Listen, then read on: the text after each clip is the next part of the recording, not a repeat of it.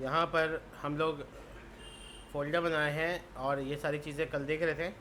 आज जो टॉपिक है वो देखेंगे हम लोग एपीआई कैसे इंटीग्रेट बनाते हैं। तो ये राउटिंग के अंदर में हम लोग अभी हैं और राउटिंग में हम लोग यहाँ route groups, project dynamic, parallel routing, ये सारा हो गया। अब आते हैं नीचे, देखो नीचे यहाँ पर इस जगह पर हम लोग राउट हैंडलर टॉपिक पे बात करेंगे।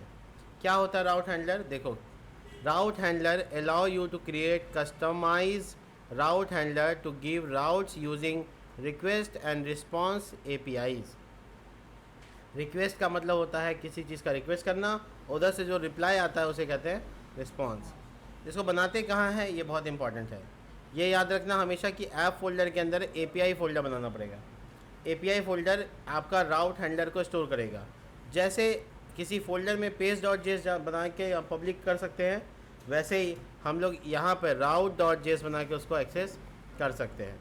राउट हैंडलर के जो नाम होंगे फंक्शन के, वो कैसे होंगे? तो जो फंक्शन का नाम होगा वो मेथड ऑफ द राउट होगा। यानी गेट मेथड है तो फंक्शन का नाम गेट होगा, पोस्ट मेथड है तो फंक्शन का नाम पोस्ट होगा।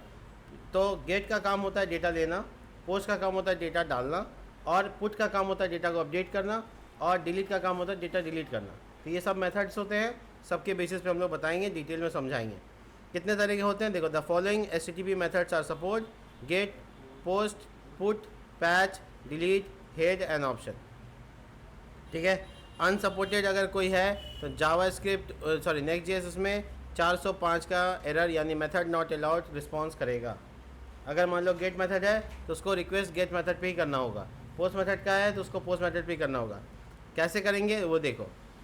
तो नॉर्मली हम लोग इसको इस्तेमाल कैसे करेंगे वो यहाँ दिखाया जा रहा है, बट बनाएंगे कैसे वो देख लो।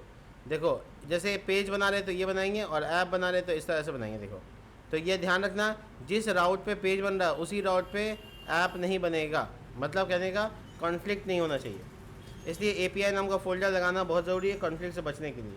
एपीआई फोल्डर के अंदर route.js इस तरह से कर सकते हैं। चलिए, तो हम आपको करके दिखाते हैं, सबसे अच्छा तरीका है करके दिखाना। तो सबसे पहले आपको बता दें कि आप अपने कंप्यूटर में यानी VS कोड में एक एक्सटेंशन डाउनलोड कर लीजिएगा, नाम होगा thunder client. Thunder client search करेंगे और इसको इंस्टॉल कर लेंगे। ये रहा light weight rest API client for VS code. ये एपीआई टेस्टर कहलाता है, यानी आप जो बनाएंगे उसको टेस्ट करेगा। इसको टेस्ट करने के लिए कहाँ बनाएंगे? ऐप फोल्डर के अंदर में एपीआई नाम का फोल्डर बनाएंगे, और एपीआई फोल्डर के अंदर जो बनाना है बनाओ। जैसे अभी हम यहाँ पे मान लो रिकॉर्ड नाम का फोल्डर बनाया, तो API/record, और उसके अंदर में राउट हैंडलर बनाने के लिए लिखना होगा route.js, जैसे पेज.js वहाँ पे ऐसे ही। अब RAFC, जहाँ पेज.js है वहाँ route.js सेम जगह पे नहीं होगा, सेम URL में भी नहीं होगा, ध्यान रखना है। तो जहाँ पे जो है पेज.js है तो पेज.js, नहीं तो route.js। एपीआई बनाओ तो route.js, पब्लिक को दिखा रहे हो तो पेज.js। देखो, यहाँ पे इस तरह से काम नहीं होगा कंपोनेंट बनाने वाला तरीके से। यहाँ पे लिखना होगा एक्सपोर्ट, उसके बाद अगर आप असिंक्रोनस बनाएंगे तो असिंक्रोनस, उसके बाद फंक्शन कीवर्ड, और फंक्शन का नाम क्या होगा? तो गेट मेथड के लिए गेट होगा। इसी में आप पोस्ट मेथड के लिए पोस्ट लगा सकते हैं। देखो, यानी फंक्शन का नाम मेथड के नाम पे होगा इस तरीके से, और इस तरीके से थोड़ी फंक्शन बनेगा। इसका नाम क्या होगा? तो जैसे पोस्ट मेथड के लिए बना रहे हो तो पोस्ट, अर्थात आप अपने इस तरह से यहाँ पे देखो इक्वल टू नहीं होगा, ये गलत है, सिंटेक्स गलत हो गया। तो दो फंक्शन बनाए, एक गेट मेथड के लिए और एक पोस्ट के लिए। पता कैसे चलेगा कि कैसे? तो देखो, कुछ भी वापस बाहर निकालने के लिए आपको यूज़ करना होगा रिटर्न, और नेक्स्ट रिस्पॉन्स आपको इंपोर्ट करना पड़ेगा, नेक्स्ट रिस्पॉन्स। और रिटर्न करना है एरे में तो JSON लिख कर आप ऐसे कर सकते हैं। हम यहाँ पे लिखते हैं MSG, मैसेज हो गया, और लिखते हैं दिस इज़ गेट मेथड।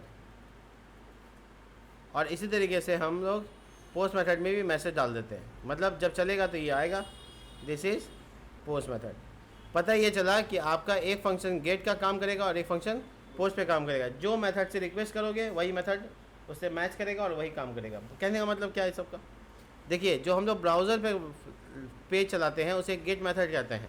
यानी अगर API/record/ ऐसा एंटर मार देंगे तो वो गेट मेथड वाला काम कर रहा है, पोस्ट वाला काम कर रहा है, गेट वाला काम कर। रिटर्न आया ना जी, अब इसको कॉपी करो यूआरएल को, और इसको कॉपी करके पोस्ट मेथड पे तुम ब्राउज़र से नहीं डाल सकते हो, तुमको एपीआई टेस्टर ही चाहिए। तो एपीआई टेस्टर में यहाँ न्यू रिक्वेस्ट पे क्लिक करेंगे और यहाँ पर यूआरएल आ रहा है, इसको पेस्ट कर देंगे। तो देखिएगा गेट मेथड यहाँ लगा हुआ तो गेट वाला आया। अब मेथड चेंज कर देंगे, ठीक है। ये पता ही चला कि मेथड जैसा होगा वैसे ही फंक्शन काम करेगा। गेट मेथड से मारोगे तो गेट मेथड, और अगर पोस्ट मेथड से हिट करोगे तो पोस्ट मेथड। ऐसे ही पुट मेथड, पैच मेथड सब होता है, ठीक है। तो ध्यान रखने वाली बात है। अभी गेट पोस्ट समझ लो, बाकी सब समझ में आ जाएगा। तो गेट और पोस्ट, ठीक है। गेट का काम क्या होता है, डेटाबेस से डेटा लेना। अब पोस्ट का क्या काम होता है, डेटा डालना, इंसर्ट करना। तो अभी तो हम लोग उसका काम नहीं करा रहे डेटाबेस से, बस हम लोग समझ रहे हैं कि क्या हो रहा है। आगे देखो क्या लिखा हुआ है, कैसे तैयार करना है। देखो रीवैलिडेट करना, ये देखो गेट मेथड का एग्जांपल। फिर नीचे देखो गेट मेथड का एग्जांपल, ये देखो गेट मेथड का एग्जांपल। तो सब जगह एग्जांपल दिया गया कैसे कर सकते हैं। रिडायरेक्ट करना तो रिडायरेक्ट कैसे कर सकते हैं, वगैरह वगैरह, ठीक है। स्लग डालना तो कैसे डाल सकते हैं, बाकी चीज़ें एकदम मस्त काम कर रहा है। देखो पोस्ट मेथड है तो पोस्ट मेथड ऐसे। तो ये सब एग्जांपल और सैम्पल्स हैं, जिसको उतना ज़्यादा डीप नहीं समझना है तो ये सब सर का दर्द बन जाएगा, इसलिए धीरे धीरे समझना है। इतने समझो कि 2 मेथड होता है, गेट और पोस्ट, जिसे हम राउट हैंडलर कहते हैं। जो मेथड पे होगा उसी का नाम से वो बनता है, और उस पर हिट करने से तुम देखो पोस्ट पे हिट किया तो पोस्ट वाला लाइन आ गया, और गेट पे हिट करेंगे तो इसमें और भी मेथड्स हैं, बट इसमें अभी हिट नहीं कर रहे हैं क्योंकि अभी हमको गेट और पोस्ट सिर्फ समझना है। इसको रोक रहे हैं हम यहाँ पे, ताकि आप इस चीज़ को कर लीजिए और समझ लीजिए, ताकि हम डेटाबेस में जब काम करें तो हम एपीआई बनाना सीख जाएं डेटाबेस से, ठीक है। मिलते हैं नेक्स्ट वीडियो में, तब तक के लिए बाय।